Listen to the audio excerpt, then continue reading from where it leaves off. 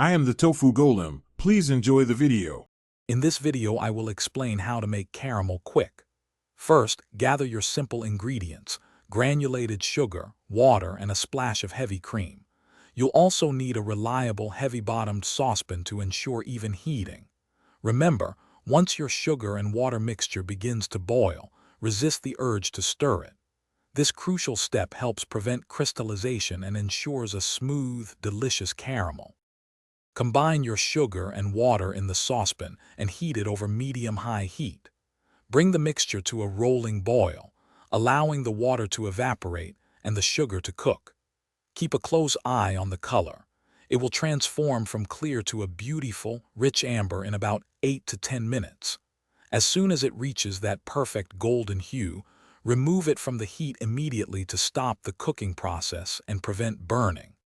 Now for the exciting part. Very carefully, slowly whisk in your warm, heavy cream. Be prepared for the mixture to bubble up quite vigorously, so stand back a bit.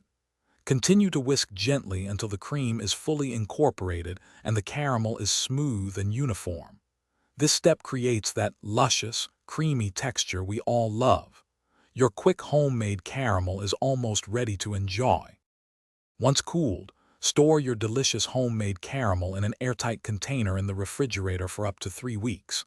When you're ready to use it again, simply reheat it gently in the microwave for a few seconds or on the stovetop over low heat until it's pourable. And hey, while you're making things sweet, why not make your car smell great too? Life's too short for a stinky car. Grab Little Tree's black ice. Check the description for a link to that and other great deals. Thanks for watching. Consider subscribing if we helped you today.